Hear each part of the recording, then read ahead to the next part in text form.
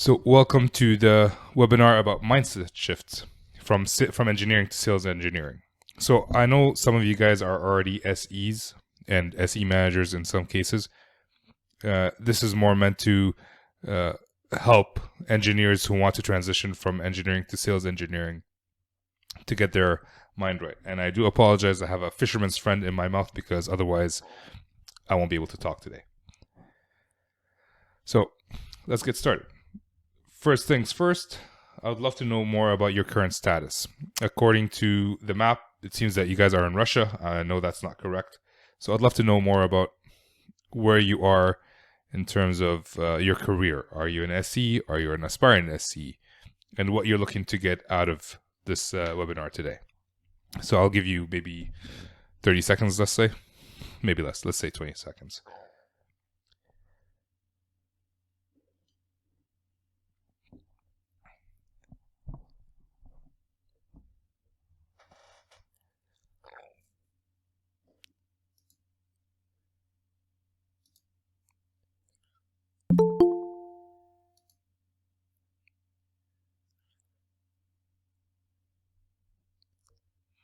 So yeah, if you want to input that in the chat window, I realize that not many people have entered anything yet, but if this is meant to be an interactive webinar, and the best I can serve you guys is to know what you're looking for.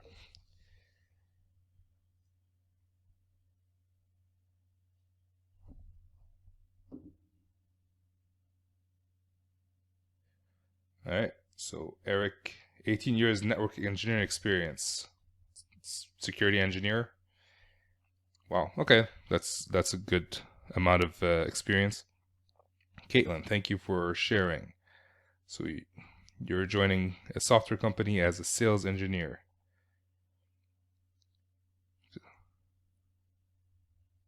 Okay, so I'm assuming solutions engineering is different from sales engineering at the company you were from. Nice, thank you. Anybody else wants to share? 10 more seconds.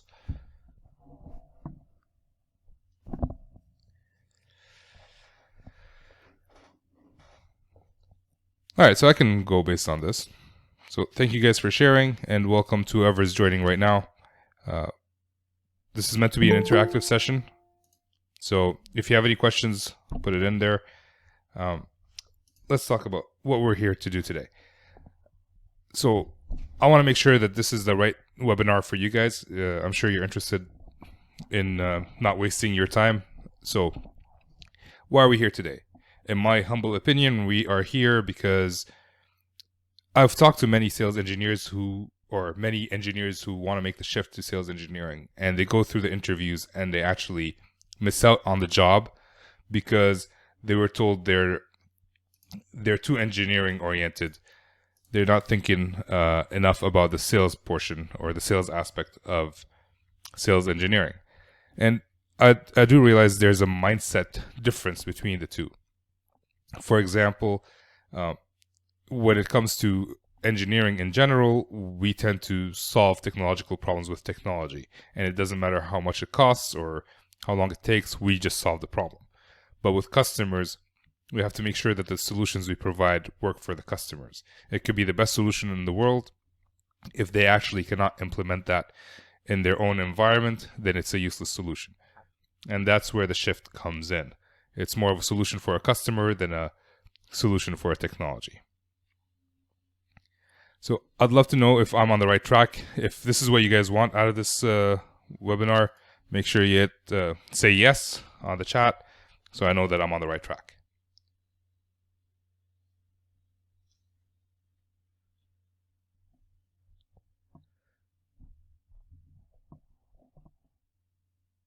All right. How about say no? If I'm not on the right track, how about you guys say no, so I know if this webinar is useful or not.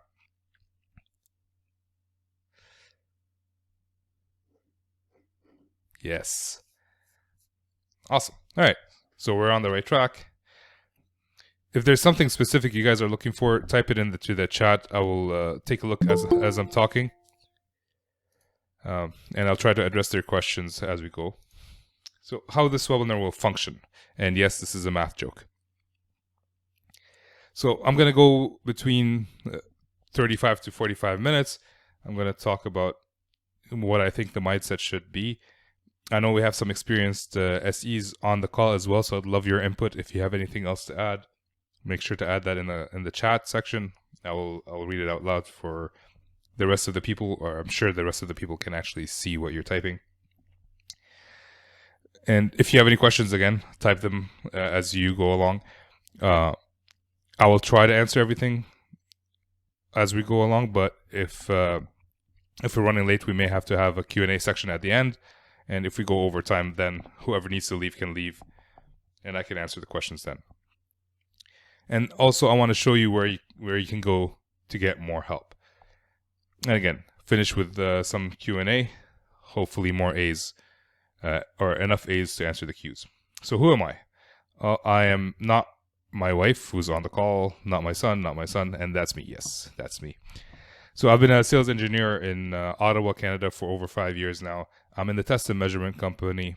I have history in the networking companies. So I worked for Alcatel-Lucent as a network design engineer and a support engineer.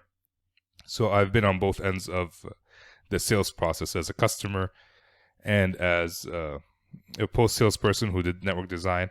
And right now I've been the SE for the last 5 years. And I was lucky to have some consultative background when I switched to sales engineering. So it made the transition easier for me. Not many people have that, and that's why this webinar exists today.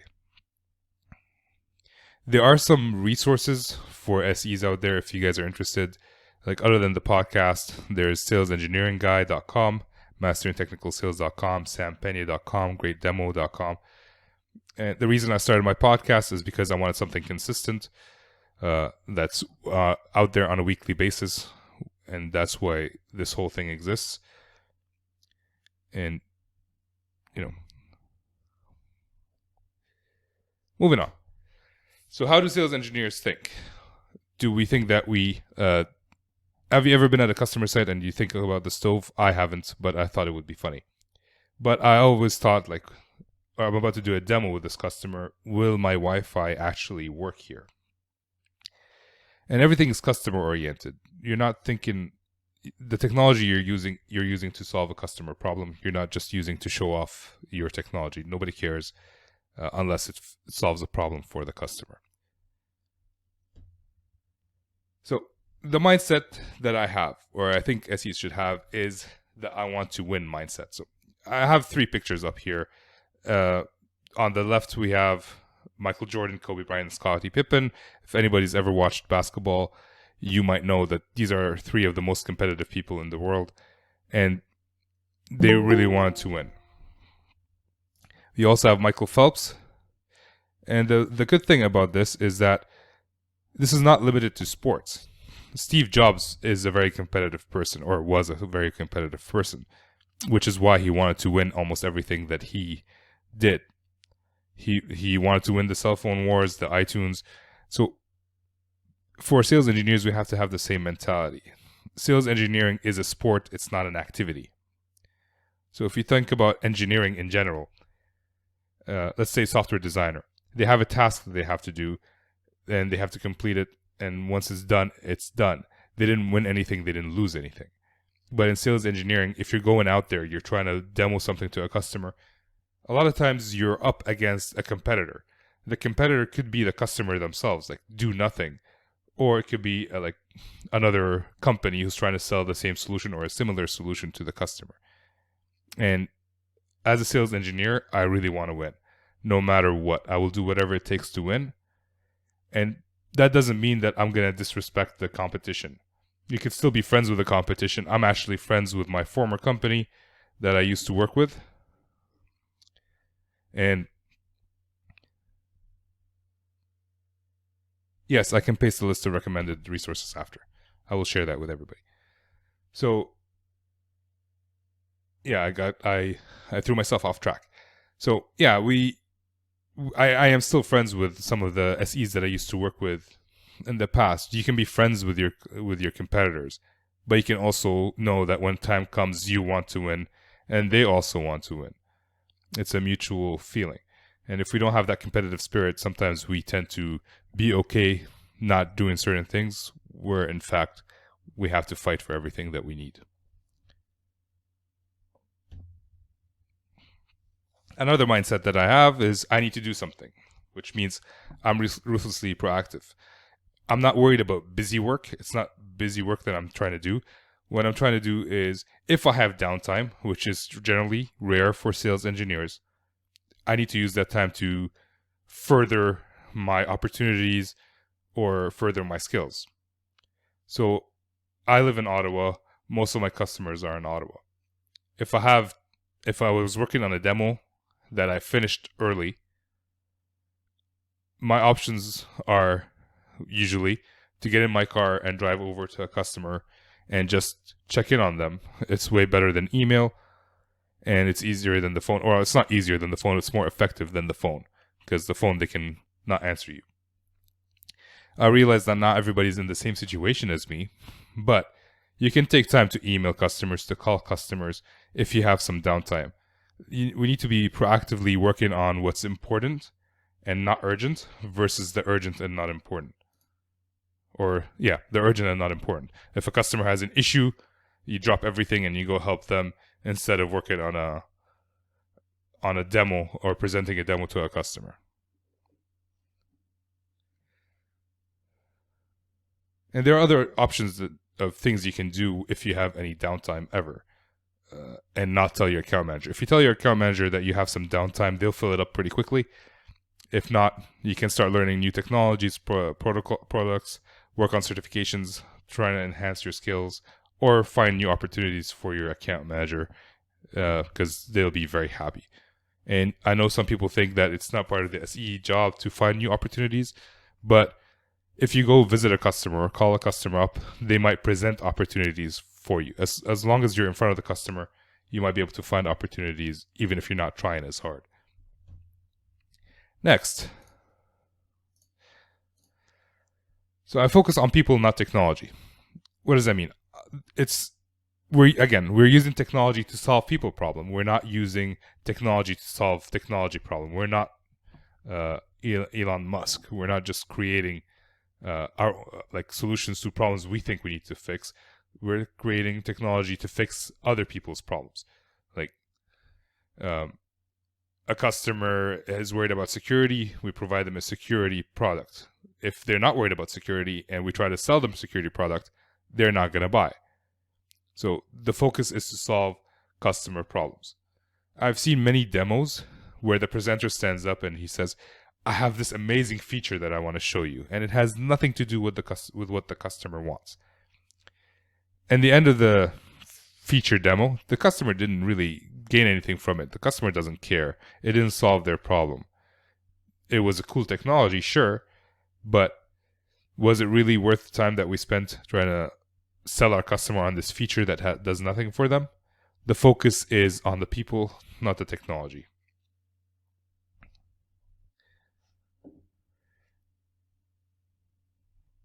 So I am service oriented. So we kind of work hard to make sure that we get money from the customer in order to make our commission, to make our quota, and to keep our company happy. However, if we think about servicing the customer first, if you service the customer first, orders will come. Unless the product is really, really bad. Generally speaking, that's how it works. That's why people put out content that's useful to customers before asking them for a deal these days. It's inbound marketing. So you do a lot of work, you help the customer out. That's why good post-sales usually leads to good to pre-sales. And it's always easier to sell to existing customers than to sell to new customers, to find new customers. So if you're able to actually help the customer out, and I'm not saying give them stuff for free, but at least consult with them, show them how they can fix stuff better, even if they don't end up using your product. At least you educated them, you helped them come up with a plan. You are now a trusted advisor. So the next time an opportunity comes, they will talk to you first. It's either money comes first or customers come first.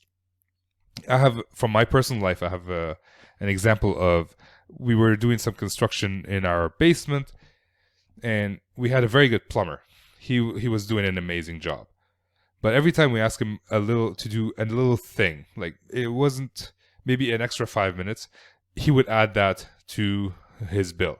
Now, it's fair. He has the right to add it to his bill. We're asking him for work.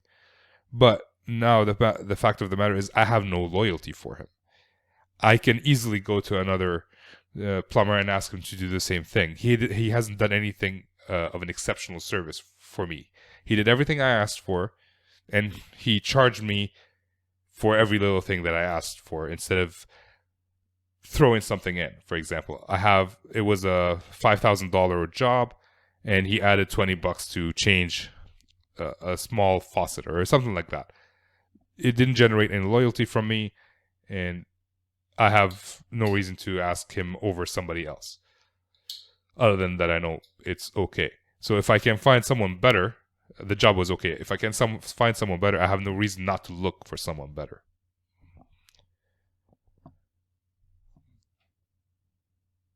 So far, so good. I hope I'm not going too fast, going too slow. Give me a yes if you're still with me, if you're not asleep yet.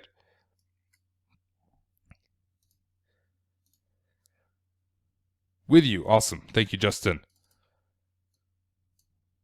Appreciate that. All right. Excuse me. So I want a win-win with the customer. If I burn the customer, I know for a fact that they're not going to come back to me. And this comes back to, again, the fact that it's easier to sell to existing customers than to new customers. And if you're working with a new customer and all you're thinking about is getting that money, as I said earlier, you might not create a win-win. All you're worried about is what goes into your pocket, the commission and quota relief, that you're not thinking about the customer's needs. You're not putting the customer's needs first, and you're not creating a win-win with the customer. That being said, something to point out, that a win-win is also subjective. So let's say you have a car and you want to sell this car. You're willing to take $10,000 for this car. The seller, the buyer, is willing to take $20,000 for this car, and you agreed on $15,000, just as a quick example. So you have a win because you were willing to pay more than you were willing to sell it for 10. The seller has a win because they were willing to buy it for 20. It is a win-win situation, and in your mind, you might be thinking, "Oh, I got the better end of that deal," because you don't know how much he's willing to pay for a car, and he's doing the same thing. But in the end, you guys are both happy with the deal, and you walk away. We did some negotiation exercises with my current company, and we did that. We kind of agreed to a price, and then after that, the trainer would ask us, "How much did you buy it for? How much were you willing to spend for it?" And we'd ask the seller the same thing. And as soon as we figure out what the seller is willing to, what was willing to part with it, that's when we got upset. So if the buyer knows that the seller was willing to pay $20,000 for it, and he only paid 15, that's when you get upset. So try not to share that with the information with your customers. And because you probably get fired and your sales guy will hate you forever. All right. So here's some news. You will fail, and you're going to hate it. As engineers, whether it's software designers, product verification, network design, support, generally speaking, you have a task to do, and you do that. There isn't much failure and success. It might take you a little bit longer to do. It might be a little bit hard to do, but there is no failure or success. With sales engineering, you will flat out lose deals. And it sucks. It's not a good feeling. The question is, what are you going to do after you fail? Are you going to use that information of why you lost? Will you do a debrief with the customer on why you lost and try to fix it in the end? Or will you just wallow in it and then not work on the next 2 or 3 deals until you get back out of it. So, I know people who work in real estate, like they invest in real estate. They say they have to call or put in offers on 10 houses to get 1 deal. If you think about that, that's a 10% average of success. If you were in university or in high school and get 10% of success, that means you're doing really, really horribly. Whereas in the real estate world, you are actually doing great because you have 1 deal. And it's similar with sales engineering. Now, if you're only winning 10% of your deals, that's not a great thing. But you know that there are some deals that you're going to lose. Like, you are competitive, as we said at the first thing, but even competitive people lose. Michael Jordan lost. I don't know if anyone watches basketball. I'm using it again. Tom Brady, if you're football fans, he's lost 2 Super Bowls. How much did that suck? But he came back to win the next ones. And I'm not a fan of Tom Brady, so it hurts me deeply to say this. But he can deal with failure and he can move on. I recently lost a deal. I hate to admit it. I'm not sure I'm supposed to admit it, but I'm going to say this. I lost a deal to my competitor. We had pretty much the same thing, the same offering for our customer. I had a good relationship with a customer, and he needed an extra feature that neither us nor the competitors had. So I gathered all the requirements and I shipped it off to our product managers. We promised the customer that we're going to do the features for him. The competitors did the exact same thing. The only difference was, instead of the SE gathering the information and sending it to the PLM, or PLM is product manager in case you don't know. So instead of doing that, they got the customer on a call with the PLM. And in the customer's eyes, that showed him that my competitors cared more than I did. It was the same exact result in terms of getting the information, but they had that extra call with the customer.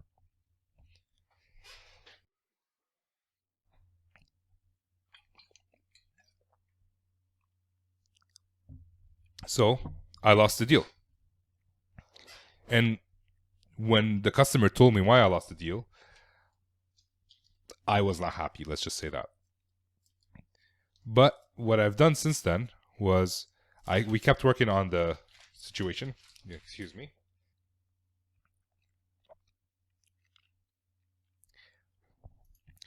A quick tip, don't do a webinar if you're sick. So, 1 second, please. Any questions so far? I know people usually do webinars and are not allowed to ask questions because it's frowned upon, but I enjoy questions in the middle of my session. So if you have any questions, please put it in the chat box.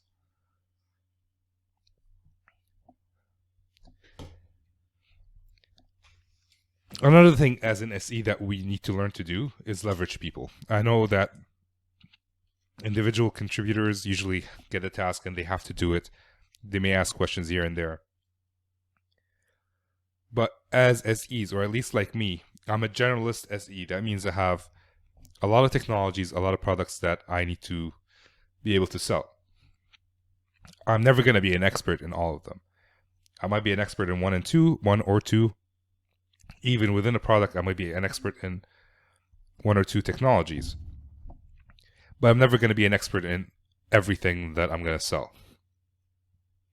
So the question comes, if I'm an expert in routing, as an example, and now I have an opportunity that comes to security, that's related to security, am I supposed to do that demo or discovery or anything on my own, or can I leverage other people? And the answer is, you want to win the deal. Do what's best to win the deal. Which means, in some cases, leverage other people. There's a difference between leveraging people and letting people do your job. You still own the account. You still own the opportunity. You're just asking for people's help. I've had many situations where I'm asking someone else to do a demo for me because I'm not an expert in a certain product. I still own that demo. I still want the demo the way I want it. I've had people, like when we're doing a run through for a demo and they start with a day in a life, I request that they change their format. Start with the end and do a proper demo, do not do a day in a life. It might piss some people off, but it is my opportunity and they're helping me. If they're going to help me the way they want to help me, I don't really need it. I want them to help me the way I know my customer needs it.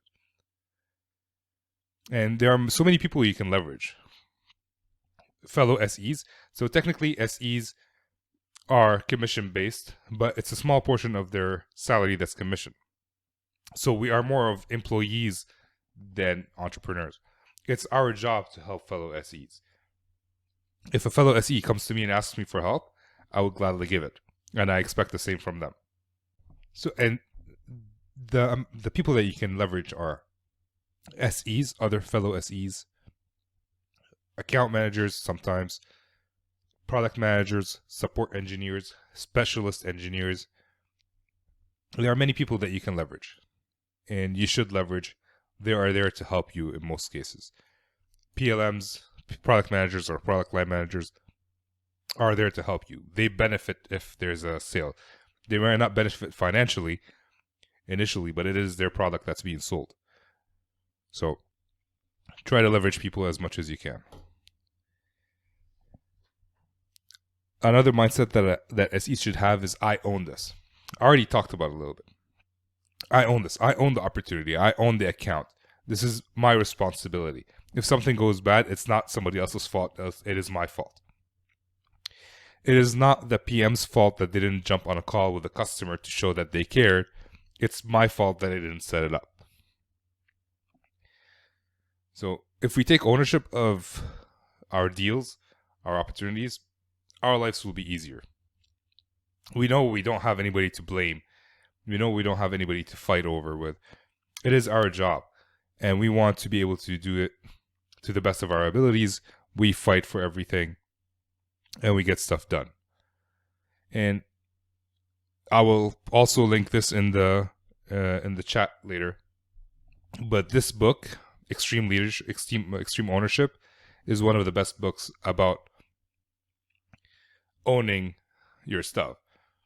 It's written by a Navy SEAL. I'm not affiliated with him. I just really love the book. And if you don't want to read the book, maybe you should check out his website or his podcast. It's called Jocko Podcast.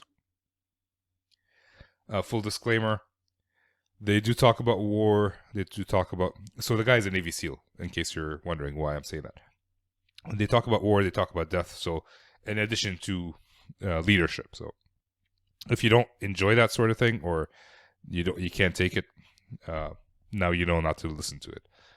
But the book is an amazing book, and anyone who's in a leadership position, I believe, should read it.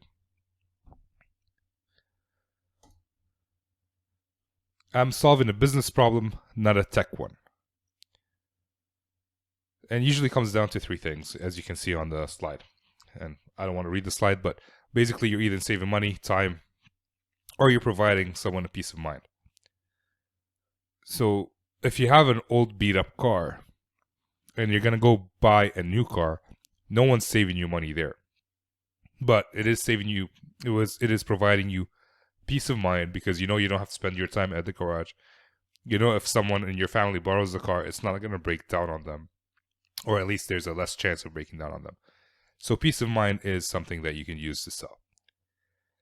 But it usually comes down to money or time, and time always leads to money. If there's no return on investment for something the customer will buy, it'll be a very hard sell. So just keep that in mind, that if you cannot, while doing your discovery, if you cannot figure out what the business problem is, it's going to be hard for you to demo something that solves the problem. And if you're doing a mock demo for your interviewer, let's say you're a brand new SE or you're trying to become an SE and you have your interview set up with your hiring manager and you have to do a demo, make sure that you bring up the assumption of the business problem that you're trying to solve. Otherwise, I'm not sure what the demo will be for. Next up is say no. I say no all the time. I say no to my account manager. I say no to my customers in a very nice way. But the point is, don't be afraid to say no. I've had my account manager come up to me and say, hey, I need you to demo this tomorrow. And my response is usually no. Or it could be, are we going to lose the deal if I don't do the demo tomorrow? And if his answer is no, then my answer is no. And it's not because I don't want to do a demo. It's just I need to know what to demo. I need to be able to do a discovery with the customer, and that depends on the complexity of the solution you're selling. So if you are selling something very simple and the account manager did the qualification, did the discovery for you, and he gives you all the information, that's fine. You can say yes. But if it's a more complicated one, you can say no. If your account manager is asking you to sell the customer something that doesn't work for them, you can say no. If the customer is asking for free stuff, you can say no. When we're working with customers, we have the concept that the customer is always right. The customer is not always right. If they were right, we wouldn't need SEs to actually solve the problem. They would just solve the problem themselves. It's not an easy thing to change the customer's mind. That's something that you're going to work on, the persuasiveness, building a vision. But if you can actually say no to the customer in a nice way and shift their mindset from needing this product to that product, or solving problem B that solves problem A, you're just going to have to work on that as a sales engineer. But you have to be able to say no.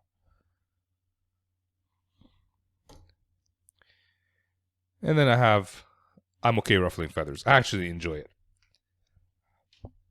And that stems also from saying no, or like not giving in to a customer request. You don't have to please everybody. I have some account managers that don't like me. And I have some account managers that love me. It doesn't mean anything as long as I get the job done. Now, I try to get along with everybody. I try to be respectful to everybody. But so here's a story. I work with a company that has multiple sites. Let's say in Ottawa, in India, San Jose. If an account manager in San Jose is asking me to do things in Ottawa that will not serve my customer or my account manager, then I can easily say no. If they're asking me to do some like software design stuff and it's not part of my job, and I hate using those words, it's not my job, but I'm a sales engineer, my time is better served for the company itself, going out there, doing demos, finding opportunities. If I have to be stuck behind a computer working on a design for a customer that my account team will not benefit from, I can ruffle some feathers and say no. Again, going back to no. Can I give an example of saying no politely? Sure. So I had, as an example, my account manager came up to me and said, hey, can you do a demo tomorrow on this topic? So I asked him some questions. I didn't say no, but I did ask him, what are they looking for? Is it qualified? What is the exact technology that they're using? And he said, yes, it's qualified, but he couldn't answer the technology questions, which for me meant that I couldn't do a proper demo. So I asked him, if we don't do the demo tomorrow, will we lose the deal? He's like, no. And then I asked him, can I make a call to the customer and set up my own discovery call? He's like, yes. A lot of SEs say yes from you want a demo tomorrow? Sure. and then go and not figure out how to do it. A colleague of mine actually talked to his account manager, where his account manager was just setting up demos willy-nilly. And his response was, his question to the account manager, is your goal to do demos, or is your goal to win deals? Keep in mind that you and the account manager are on the same team. You and the customer should be on the same team as well. So you're not trying to get into a fight with them. You're just trying to politely point out that what they're doing is not exactly the best practice for selling. Does that answer your question, Mike?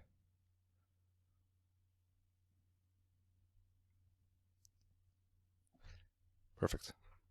If anybody else has some examples, please share it in the chat box.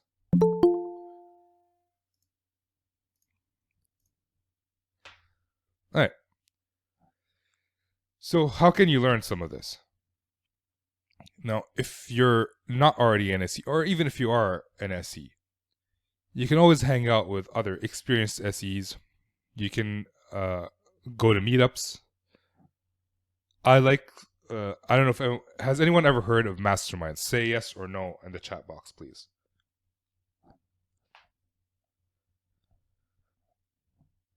No. Okay. So mostly no. Masterminds is a group of like-minded people. Let's say 5, 6, 10 people max, who have the same goal. You don't have to be working in the same industry or same environment. So you have aspiring SEs and SEs in this case. They could be working for SaaS, network design, or networking companies, test and measurement. And the goal is to get together on a weekly, bi-weekly, monthly, whatever it is basis, and hold each other accountable. So let's say, for example, you have someone who wants to get a job as a sales engineer. What do they need to do to get a job as a sales engineer? They need to fix their resume, apply to X number of jobs a week or a day, and so on and so forth, and do interviews. So the mastermind would hold them accountable to that. Did you fix your resume? Yes, perfect. How many jobs did you apply to? I applied to 5. Well, you said you're going to apply to 10. Are you going to apply to 10? Yes, I'll work on it today. So you hold each other accountable. You learn from each other. If you're an experienced SE and your goal, for example, is to do more demos. So what is it that you need to do more demos? Oh, I need to learn this technology better. So the next meetup for the mastermind, how much did you learn about that technology? So it's a group of colleagues. There is no boss. Everybody's on the same level in terms of value for the team or for the mastermind, and you just hold each other accountable. So if you don't have that, you might want to consider doing that. If you don't want it, there's meetups that you can go to. If you're in New York, there's Sales Engineers of New York. You should join. Meetups are popping up everywhere. So you should try to check that out. Toastmasters is great if your goal is to become a better speaker. So yeah, it's something great with that. It's not sales engineering related, but it is speaker related, so it will be beneficial for sure. So yeah, that's a great idea actually. Like if you're weak in some sort of aspect, find a group that focuses there. So if you're weak when it comes to presentation, go join a presentation group. Join an improv group. Join Toastmasters. Right? If you have fear of public speaking, definitely join Toastmasters. And like I think 60% or 70% of people in the US have fear of public speaking, so it's not a bad idea. It's a very good idea actually. There's also the We the SEs forums. Has anyone here heard of We the Sales Engineers forums? Thank you, Pravin. Right, yeah, so okay, some of you have. If you haven't, check it out. It's on WeTheSalesEngineers.com, and most of you are actually on there, actually. But if you're not on there, check it out. And you could always read more about sales. So Mastering Technical Sales is a great book. Spin Selling is a great book. Solution Selling is a great book. Great Demo is a great book. So we have options we can always learn from. Any questions so far?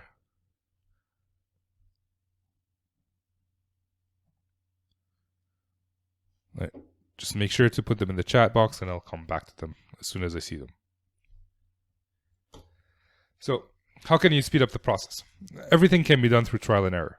I mean, we've almost a lot of people have gotten the sales engineering job by just going through the process and learning on their own. You learn from rejection, which is a good thing if you want to think about it that way. But it also takes a lot of time, takes a lot of effort.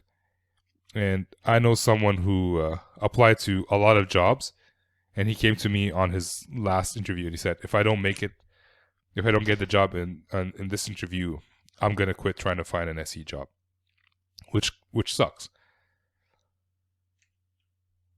So for that, I wanted to help the community. We already have the forums. I'm helping in different ways, but I also wanted to create a course called The Road to Sales Engineering. And I'm opening it up for 20 spots. And it's first come, first served. And what will be in the course? We're going to talk about the basics of sales engineering. Some of the stuff that we talked today, the mindset, how to create a good resume, getting noticed online, targeting the right jobs. And then we're going to do some interview practice and demo practice. Again, I only I barely have time, so I'm only opening it for 20 registrants, and it's first come, first served. Thank you, Justin, for coming on. And we're going to do 10 sessions, 8 of them to cover the modules that I have set aside here. So it's an hour each. And then 2 to practice the interviews and demos. And it will be every Wednesday from 5 to 6, starting mid-January. And I want it to be this, like the founding members. What time zone? Eastern time zone. I guess I should clarify that. Thank you. So I wanted to do this as a founding member for only 20 people because I want your help to build this so that it'll be useful to the most amount of people. I have the basics in here. I know what we're going to talk about, but I'd love your opinions on what you need to add, what you need to remove, and how we can make the course better. And because you're going to be participating in the course, you're going to have the founding member price, which is one payment of $150. Again, first 20 spots are available, and then everybody can join the sign-up waiting list. And obviously, I want this to be as least risky for you, so money back guaranteed. So now that we're done the hard part, do you guys have any questions? Either about the material that we talked about today or about the course that we're offering.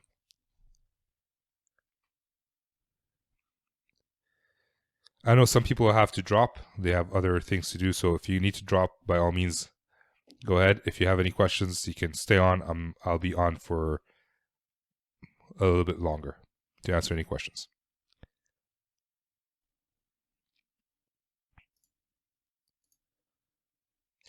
Oh, so the first 20 registrants are like, if you're interested, email me and we can talk about that. And it's the first 20 people who would pay the $150 to actually join the course. Thank you, Sriram. The first 20 people to join the course are the first 20 registrants. Thanks for the question, Pravin.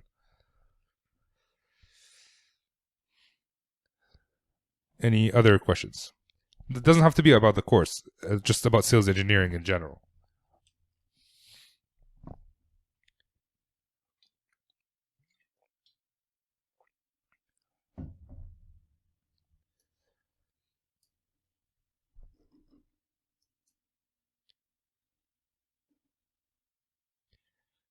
So each weekly session would be an hour, or as long as it takes to cover. Any tips for your very first demo customer visit? Practice. If you have a proper discovery and you know exactly the problem you're trying to solve, you should be able to come up with a script and you should be able to come up with a flow that will show the customer how your solution solves the problem. But the thing is, it means nothing if you don't remember what to say when you're in the presentation. So practice. If you look confident, like if you can be entertaining and look confident, it doesn't matter how bad the demo is, you'll still do okay. Yes, the practice is in a group setting, not one-on-one. It's important to learn from each other. We can sit and do one-on-one demos, but if you have others around you who are watching you, one, they can learn from you what to do and also what not to do. Let's be honest, and they can give you feedback about what they liked and what they didn't like. Pravin's question: on-site versus doing remote demo / discovery. On-site is always easier. You just have to be a little bit more prepared because you're in a different environment. You have to make sure that the Wi-Fi is working. You have to make sure that the projector is working. I don't know how many times we showed up to a customer site where they didn't have a projector. Some people like to carry their own projector with them. Most companies right now have their TV sets. They don't have projectors. They have TVs with an HDMI cable. So if you have the chance to actually check out the location ahead of time, that'll be good. If you don't, then prepare for the worst. Make sure you have a dongle for different VGA cables or different inputs for TVs or projectors, or carry your own projector. Doing a demo remotely, although logistically it's easier, it's harder to actually understand what's happening on the other side. We've had customer demos where I was remote, the account manager was on site. That helped because if someone had a question, the account manager would notice and would stop me and allow them to ask the question. The rest is you have to pause a lot in the middle of your speaking. You have to make it interactive somehow, do polls, kind of like this webinar. So if you're working on a webinar like this, I try to keep it interactive as much as I can. Get people involved. That's always helpful. And what was one last thing? Oh, and make sure that your screen is visible to the customer. What I mean by that is I have a 4K screen in front of me, but because I'm doing this WebEx, I've noticed that every time I do a WebEx with a customer where I'm sharing my screen, they can't see my screen because it's too small. My screen is too large. I have to change the settings to 1080p instead of 4K so that the customer can see what I'm doing. Now, because this is a presentation more than a demo, I didn't go through the process of making sure that you guys can you see my my mouse, for example? Can you see it on the top right corner, on top left corner, top right corner, just to make sure that they have a full view of what they can see and what can't see. So I hope that answers your question, Pravin. Roxanne, yes, I've worked with many SEs, some on this call today, and I've helped them with their interviews and demos. So yeah, I've worked with several.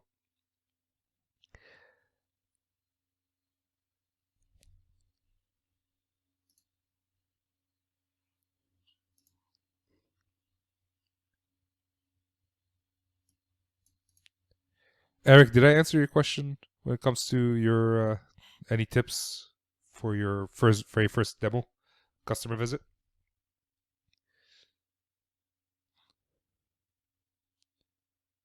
Okay, so is your next meeting a customer visit or a demo? And will you have any senior member? It's actually a webinar. Are you performing the webinar? Somebody else is doing. You're just chilling. Well, perfect. Just you're so. Is it an online webinar, or are you going to visit the customer? It's an online webinar, online live. Someone else is doing it. Is it your future account?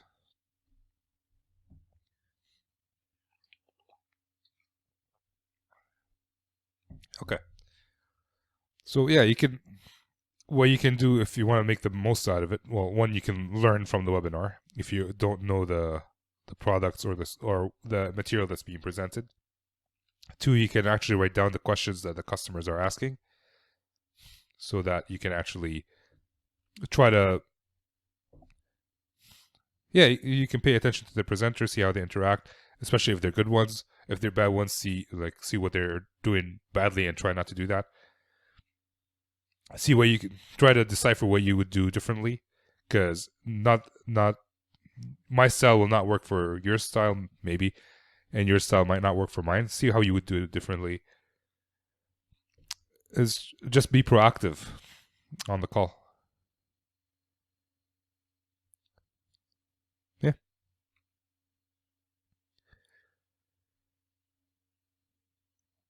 exactly. How long do SEs need? My pleasure, Eric. How long do SEs need to be proactive, and what factors does it depend on? Well, it depends on the complexity of the product. It depends on the knowledge of the SE and how comfortable the SE is, and how proactive the SE is. If the SE is trying to do things, for example, if there is a webinar and you're comfortable doing a part of it, then you should ask to do a part of it, which will allow you to practice being in front of people with backup, because you're going to have someone there who knows the product who can back you up. In the networking industry, I would say it took around 4 or 5 months to be able to visit customers without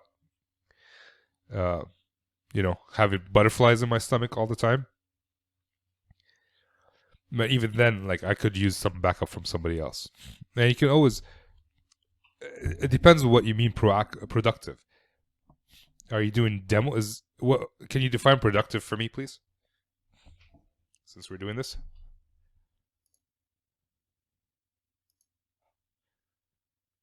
Flawless demos, never gonna happen. So I've been doing this sales engineering for years, and this webinar was not flawless. The question is, what are you gonna do if something bad happens? Decent, you could do it in day one. You probably did a decent webinar, decent demo when you're doing the demo for your hiring manager while you were trying to get the job. You just have to put in the time to practice the demo, to make sure you know what you want to show them, or at least to have a proper discovery. The hardest part of the demo is not the demo, it's the discovery. So if you know the problems you can solve with your product, you know how to ask the questions, then you can create a demo for that. And the prepared part of the demo can be decent. It's the questions after that, the things that you hadn't thought of, that might be the hard part. And that you can get over the months. You continue to learn. There's always going to be a question that you haven't thought of before. So if you want to accompany some other SEs and you take the lead and they can help you answering questions, you'll notice after a while they will not need to answer as many questions as they did when you initially started. I hope this does it answer your question. If you want to dig in deeper, let's dig in deeper. Okay.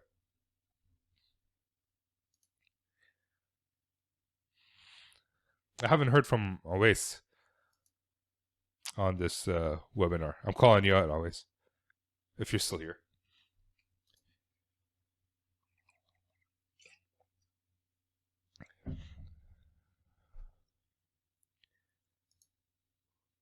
Always, if you're still with us, Or is it Chidori?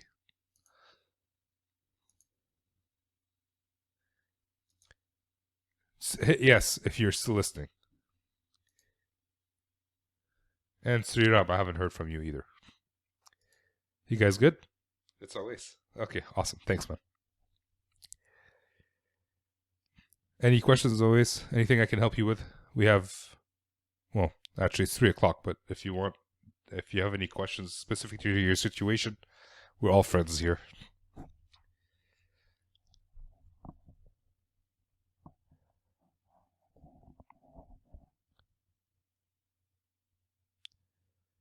Okay. So if there isn't anything else,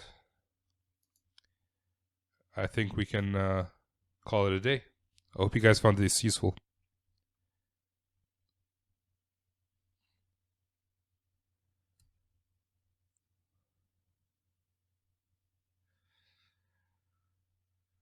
All right, guys. I will see you next time.